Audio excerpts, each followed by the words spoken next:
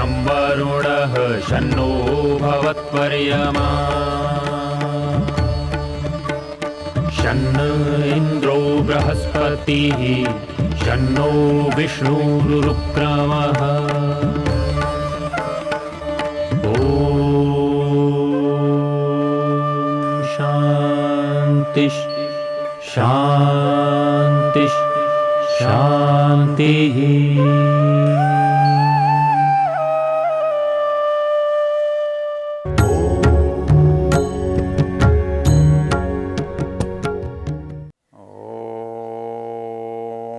उपत्वाग्नि दिवे दिवे दोषावस्तर्धिया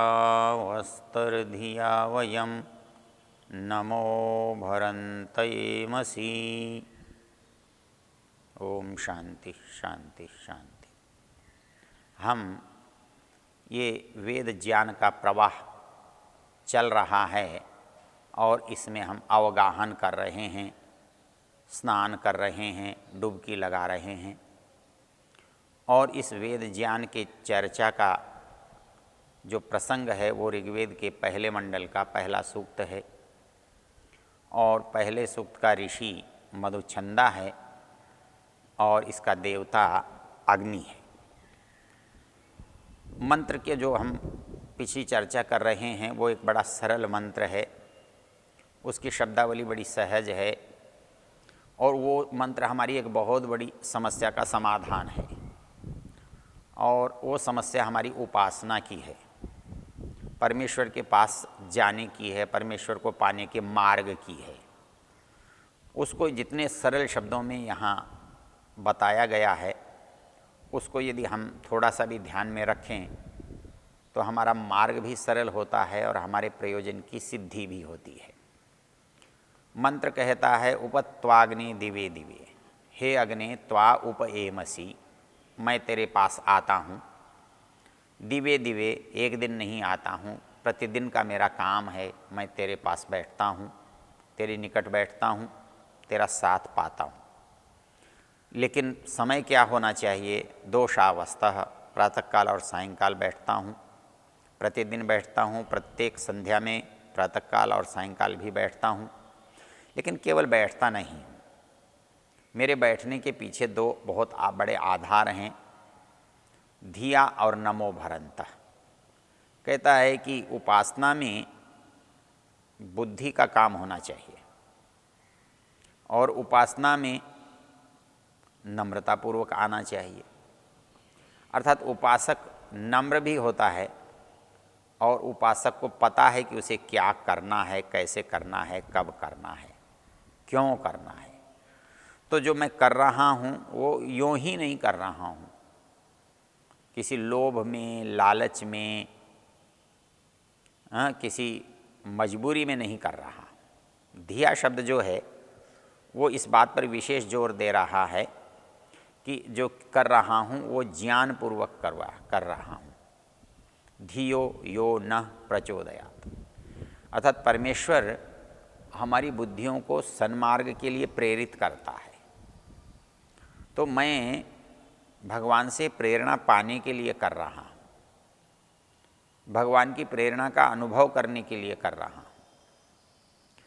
तो यहाँ मुख्य जो शब्द है धिया, वो हमारी एक बहुत बड़ी समस्या को हल करता है। जो हम ये देखते हैं कि अलग अलग तरह के लोग अलग अलग तरह के ईश्वर भगवानों की पूजा कर रहे हैं, तो यदि ये सब एक भगवान की ही पूजा कर रहे हैं तो इतनी विपरीत पूजाएं नहीं करते, एक का दूसरे से विरोध नहीं होता। लेकिन यहाँ तो प्रत्येक का दूसरे से विरोध है। तो ऐसी स्थिति में ये कहना कि मैं ईश्वर की पूजा कर रहा हूँ तो यही गलत हो जाएगा कि जिसकी पूजा कर रहा है वो ईश्वर है भी कि नहीं है। इसलिए शास्त्र कहता है कि जो तुम्हें करना है वो ज्ञानपूर्वक करना है। वो कौन है, क्या है, कहाँ रहता है, क्या करता है, कब मिलता है, कैसे मिलता है, इस सब विचार को करने के बाद आप उसको करेंगे तो आपके प्रयोजन की पूर्ति होगी।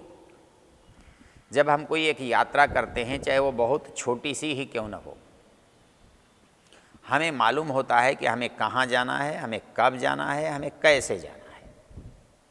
जब मैं 1 दिन की यात्रा पर जाता हूँ, आधे दिन की यात्रा पर जाता हूँ, महीना 10 दिन की यात्रा पर जाता हूँ, तो मैं उसी तरह की सामग्री लेकर जाता हूँ, उसी तरह का रास्ते का चुनाव करता हूँ, वहाँ पहुँचकर काम करता हूँ और यात्रा का प्रयोजन सिद्ध करके लौटता हूँ।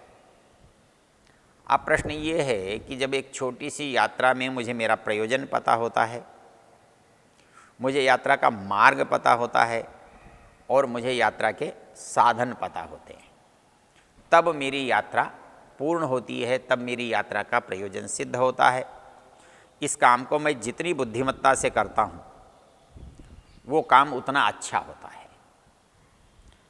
तो यहाँ मौलिक प्रश्न ये उठता है कि जो मैं परमेश्वर को पाना चाहता हूँ तो वहाँ भी तो यात्रा ही है, और मेरी ये यात्रा जन्म जन्मांतरों की है, एक जीवन की नहीं है, अनेक जीवन से मैं ऐसा कर रहा हूँ। क्यों कि मुझे इस जीवन के माध्यम से उसको प्राप्त करना है, उसे पाना है। तो पाने के लिए उसकी जो मेरे बीच की दूरी है वो दूरी भी तो मुझे मिटानी है, और ये दूरी बिना यात्रा के मिटती नहीं है। तो जब छोटी सी दूरी को दूर करने के लिए, मिटाने के लिए मैं यात्रा करता हूँ, और मैं यात्रा तैयारी के साथ करता हूँ, यात्रा साधनों के साथ करता हूँ, यात्रा का प्रयोजन स्मरण करके करता हूँ, यात्रा का मार्ग जान करके यात्रा करता हूँ, तो ये स्वाभाविक प्रश्न उठता है कि जो मनुष्य अपने जीवन की जन्म जन्मांतरों की यात्रा करने के लिए चला है, क्या उसे ये पता नहीं होना चाहिए कि उसे यात्रा का प्रयोजन क्या है? क्या उसे ये नहीं पता होना चाहिए कि यात्रा का साधन क्या है? या उसे ये नहीं पता होना चाहिए कि यात्रा का मार्ग क्या है? और यदि कोई भी यात्रा इन 3 के बिना होती है तो वो यात्रा कभी भी सफल नहीं हो सकती। जिस व्यक्ति को यात्रा का प्रयोजन पता न हो, जिस व्यक्ति को यात्रा का मार्ग पता न हो, जिस व्यक्ति को यात्रा के साधन पता न हो, बताओ वो कैसे यात्रा करेगा और कब पहुँचेगा, कैसे उसकी यात्रा सफल होगी?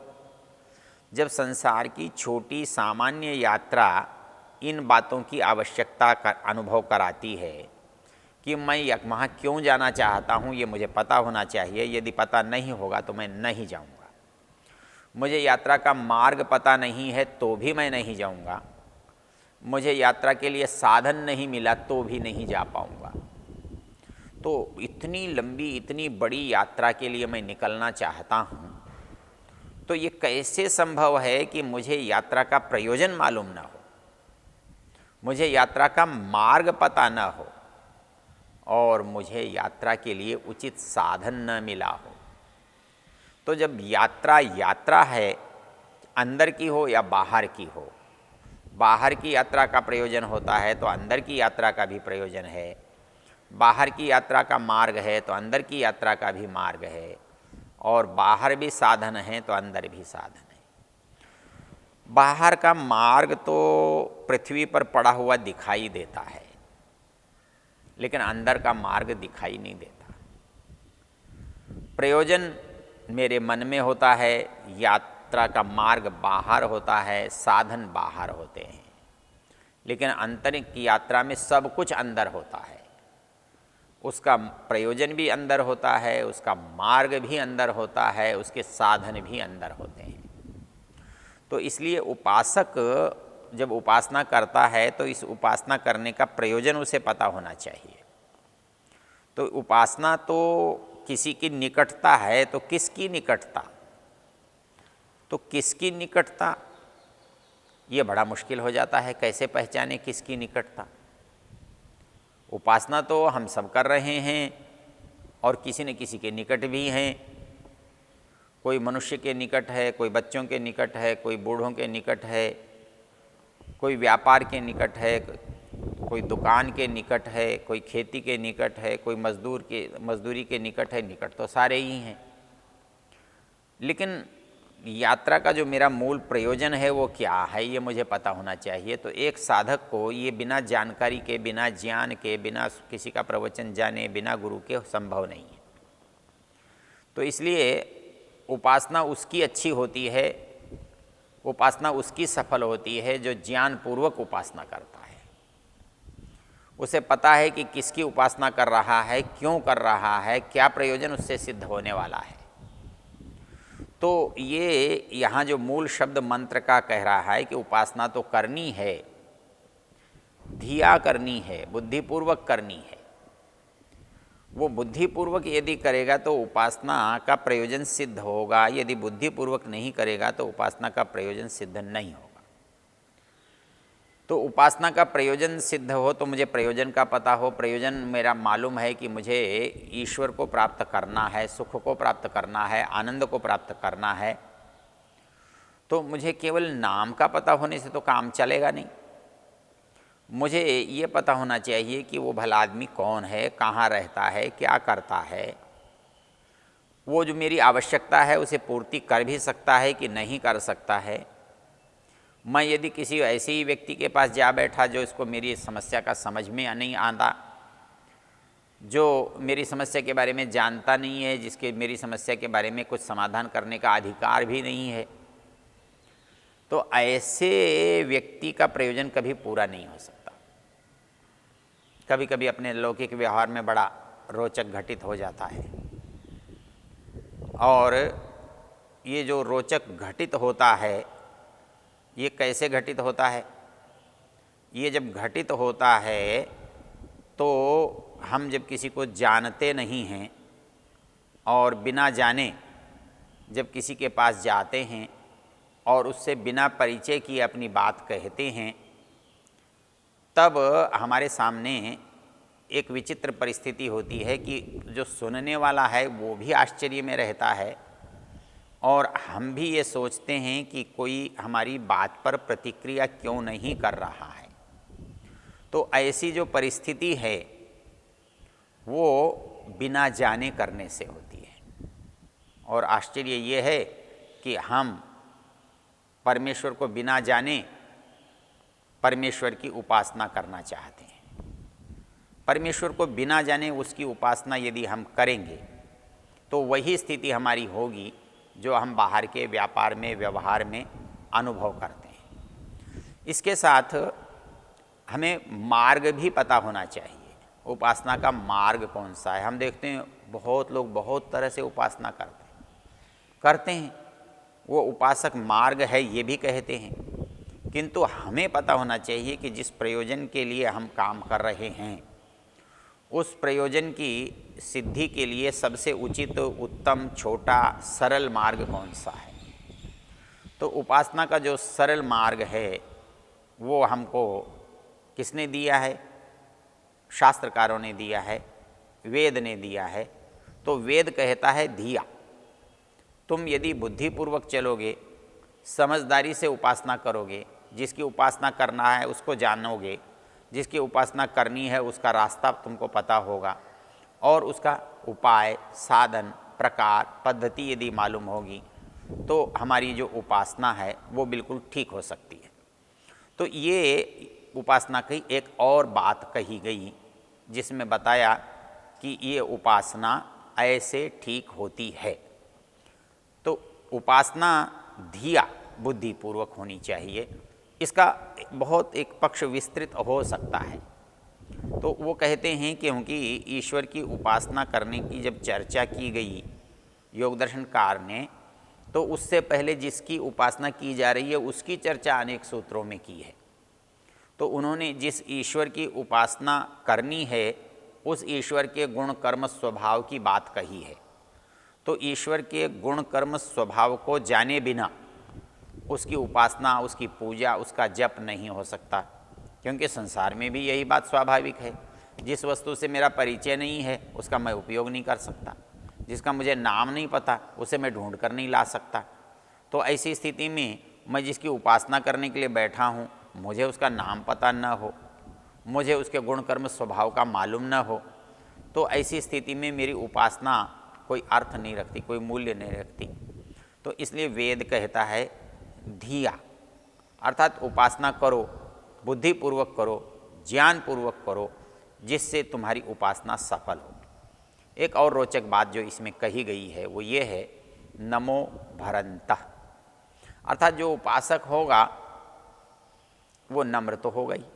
अर्थात जब मैं किसी के पास जा रहा हूँ, वो महत्वपूर्ण है इसीलिए तो जा रहा हूँ, जिस कार्य के लिए मैं जा रहा हूँ उस कार्य को सिद्ध करने का सामर्थ्य उसमें है इसीलिए तो जा रहा हूँ, और जो मेरे से ज़्यादा संपन्न है, मेरे से ज़्यादा समृद्ध है, मेरे से अधिक ज्ञानवान है, मेरे से अधिक बलवान है, जब मैं उसके पास जा रहा हूँ तो ये तो संभव नहीं है कि मैं उसके पास अभिमानपूर्वक जा रहा हूँ, अकड़पूर्वक जा रहा हूँ।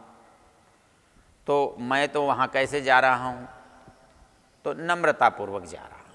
नमो भरंतये बसी, कहता है कि मुझे परमेश्वर के पास तो जाना है, और परमेश्वर के पास जाने के लिए जब मुझे ज्ञान हो जाता है कि परमेश्वर इतना महान है, इतना गुणी है, इतना समर्थ है, इतना ज्ञानवान है, तब निश्चित रूप से जो कुछ अच्छा है, ऊंचा है, बड़ा है, उसके प्रति मेरे मन में आदर का भाव रहता है।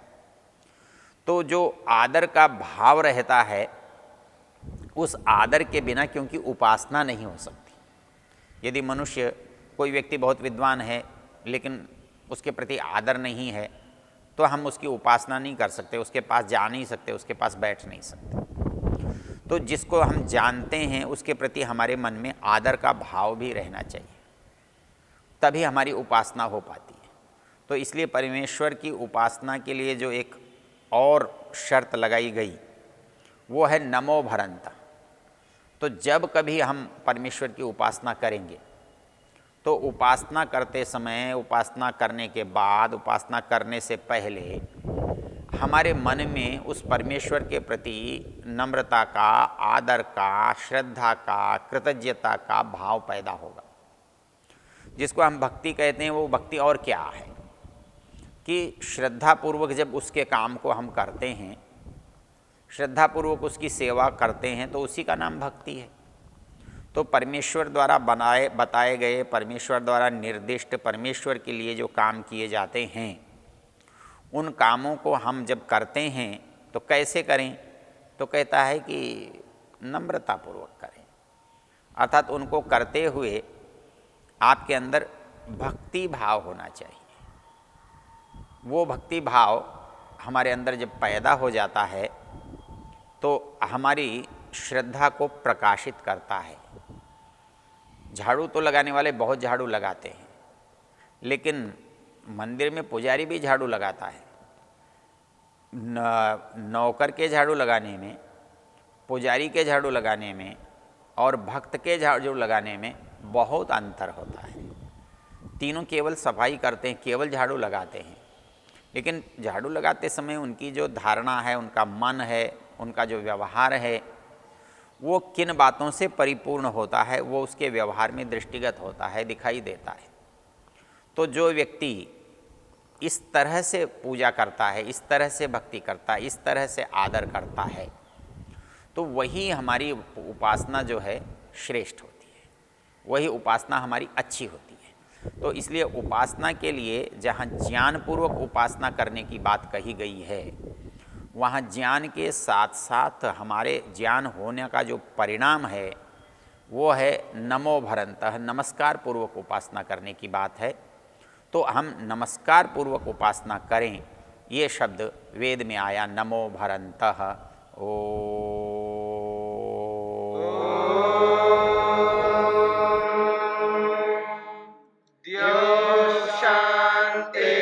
शांतिरंतरिक्षं शांतिर्पृथिवी शांतिरापः शांतिरोषधयः शांतिः वनस्पतयः शांतिर्विश्वे देवाः शांतिर्ब्रह्म शांति सर्वं शांति शांतिरेव शांति क्षमा शांतिरेधि। ओम शांति शांति शान्तिः